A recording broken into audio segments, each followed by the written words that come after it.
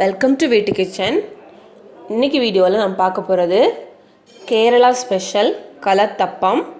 சூப்பரான ப்ளஃபியான கலத்தப்பம் நம்ம வீட்டில் எப்படி ரெடி பண்ணலான்னு பார்க்க போகிறோம். முழு வீடியோவையும் ஸ்கிப் பண்ணாமல் பாருங்கள். அதுக்கு முன்னாடி எங்கள் சேனலை இது வரைக்கும் நீங்கள் சப்ஸ்கிரைப் பண்ணாமல் இருந்தீங்கன்னா சப்ஸ்கிரைப் பண்ணுங்கள். சப்ஸ்கிரைப் பண்ணிவிட்டு பக்கத்தில் இருக்கக்கூடிய பெல் ஐக்கானையும் ப்ரெஸ் பண்ணுங்கள். அப்போ தான் நாங்கள் போடக்கூடிய வீடியோஸ் உங்களுக்கு நோட்டிஃபிகேஷன்ஸில் வரும். இப்போது இதில் ஒரு கப்பு பச்சரிசி, நல்ல பச்சரிசி எடுத்து 3 மணிக்கூர் தண்ணியில் ஊற வச்சு வடித்து வச்சுருக்கேன். அப்புறம் கொஞ்சம் போல் தேங்காயை இந்த மாதிரி சின்னதாக கட் பண்ணி வச்சுருக்கேன். 1/4 கப்பு சாதம் எடுத்து வச்சுருக்கேன். அப்புறம் கொஞ்சம் போல் சின்ன உள்ளியை நீளமாக கட் பண்ணி வச்சுருக்கேன். கொஞ்சம் போல் ஏலக்காய், அப்புறம் இதில் 150 கிராம் வெல்லம் எடுத்து வச்சுருக்கேன். இப்போ ஒரு மிக்ஸி ஜார் எடுத்துருக்கோம். அதில் நாம் எடுத்து வச்சுருக்கக்கூடிய இந்த அரிசி சேர்த்துக்கலாம். இப்போ நம்ம எடுத்து வச்சுருந்த அரிசியை இந்த மிக்ஸி ஜாரில் சேர்த்தாச்சு. இதில் நாம் எடுத்து வச்சுருடைய 1/4 கப்பு சாதத்தையும் சேர்த்துக்கலாம். கூடால இந்த ஏலக்காயும் சேர்த்துக்கலாம். இது கூடால ஒரு 1/2 கப் அளவுக்கு தண்ணி சேர்த்து நல்லா மையாக அரைச்சி எடுத்துக்கணும். இப்போ நம்ம அதை அரைக்கிறதுக்கு முன்னாடி ஒரு பாத்திரத்தில் நாம் எடுத்து வச்சிருக்கக்கூடிய இந்த வெல்லத்தை சேர்த்துக்கலாம். சேர்த்து இதில் 1/4 கப் அளவுக்கு தண்ணி சேர்த்து இதை கரைச்சி எடுத்துக்கலாம். சிம்மிலே வச்சு நம்ம கரைச்சி எடுக்க. இப்போ நம்ம ஸ்டவ் ஆன் பண்ணி வச்சாச்சு. இது சிம்மிலே இருக்கட்டும், சிம்மிலே இருந்து கரையட்டும். இது வேறு நம்ம ஒரு பக்கம் 2 பக்கம் அந்த மாதிரி வேண்டாம். நல்லா கரைஞ்சால் மட்டும் போதும். ஆனால் சூடாகவே இருக்கணும். அதனால் நம்ம சிம்மிலே வச்சு கரைச்சி விட்டுக்கலாம். இப்போது இது கரைய நேரத்தில் நம்ம அதை அரைச்சி எடுத்துக்கலாம். இப்போது நம்ம மாவு அரைச்சாச்சு. அதே நேரத்தில் சர்க்கரையும் நமக்கு நல்லா கரைஞ்சி வந்திருக்கு. இப்போது ஒரு பாத்திரத்தில் நாம் அரைச்சி வச்சிருக்கக்கூடிய மாவை சேர்த்துக்கலாம்.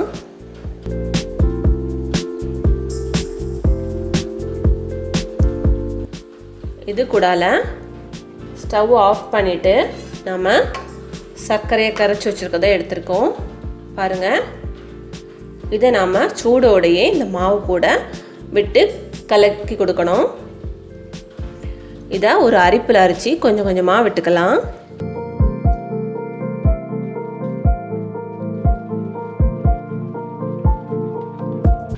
சூடோடையே நம்ம கலக்கி கொடுக்கணும். இல்லைன்னா நம்ம மொத்தமாக விட்டோம்னாலும் நமக்கு மாவு வெந்து போகும்.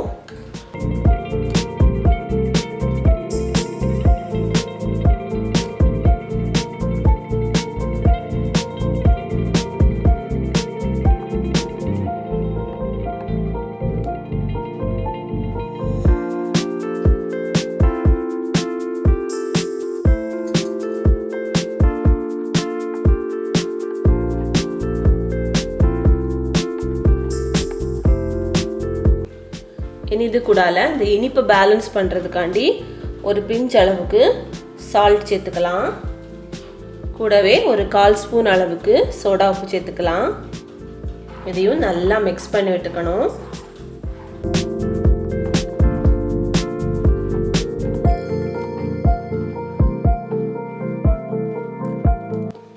மாவோட பக்குவத்தை பார்த்துக்கோங்க. இந்த மாதிரி நமக்கு தண்ணி மாதிரி தான் இருக்கணும்.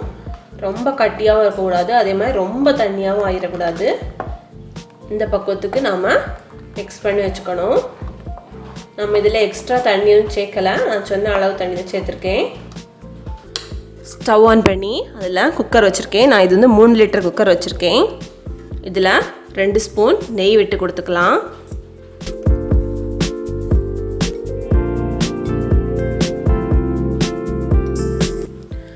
நெய் சூடானதும் இதில் நம்ம கட் பண்ணி வச்சிருக்கக்கூடிய இந்த தேங்காயை சேர்த்துக்கலாம்.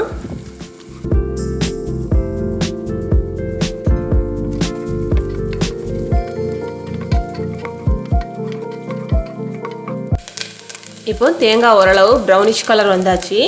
இந்த இடத்துல நாம் கட் பண்ணி வச்சிருக்கக்கூடிய இந்த சின்ன உள்ளி சேர்த்துக்கலாம்.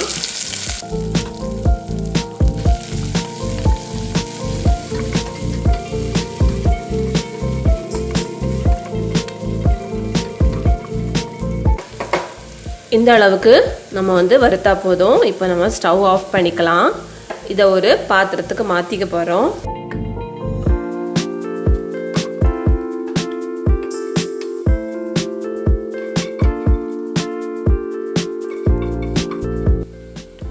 இப்போ எல்லாத்தையும் நம்ம அந்த பவுலுக்கு மாற்றியாச்சு. இது இருக்கட்டும். இப்போது நாம் எடுத்து வச்சுருக்கிறதுல ஒரு பாதி போல் இதில் சேர்த்து மிக்ஸ் பண்ணிக்கலாம். மீதியை வந்து நம்ம டெக்கரேஷனுக்கு வச்சுக்கலாம்.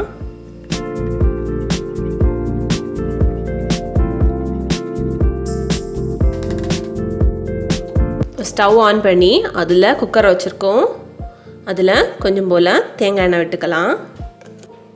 பாத்திரம் லைட்டாக சூடாகவே இருக்கணும், ரொம்ப ஆறிடக்கூடாது. அப்போ தான் நமக்கு கலத்தப்பம் சூப்பராக வரும். இப்போது சூடு வந்தாச்சு. இதில் நாம் ரெடி பண்ணி வச்சிருக்கக்கூடிய இந்த மாவை ஆட் பண்ணிக்கலாம்.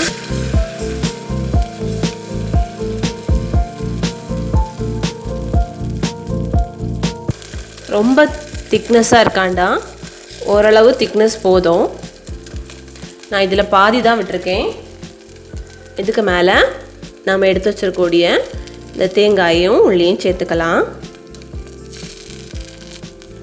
ஸ்டவ் வந்து சிம்மில் இருக்கணும். இனி குக்கரை மூடி வச்சிடலாம். இதில் நம்ம விசில் சேர்க்க போகிறது கிடையாது. இது ஒரு 10லேருந்து 20 நிமிஷம் வரைக்கும் லோ ஃப்ளேமில் வச்சுருக்கேன். இருந்து நல்லா வேகட்டும். நம்ம குக்கர் வச்ச 5 நிமிஷத்துலேயே நமக்கு இந்த மாதிரி ஆவி வர ஆரம்பிக்கும்.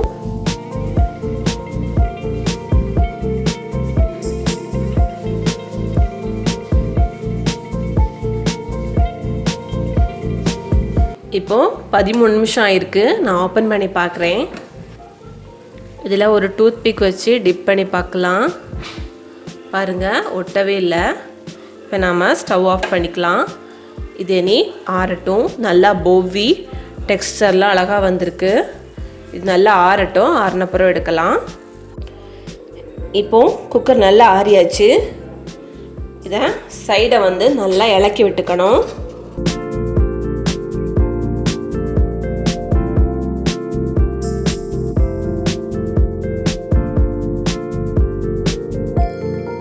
நல்லா ஆறின பிறகு தான் நமக்கு அழகாக வரும்.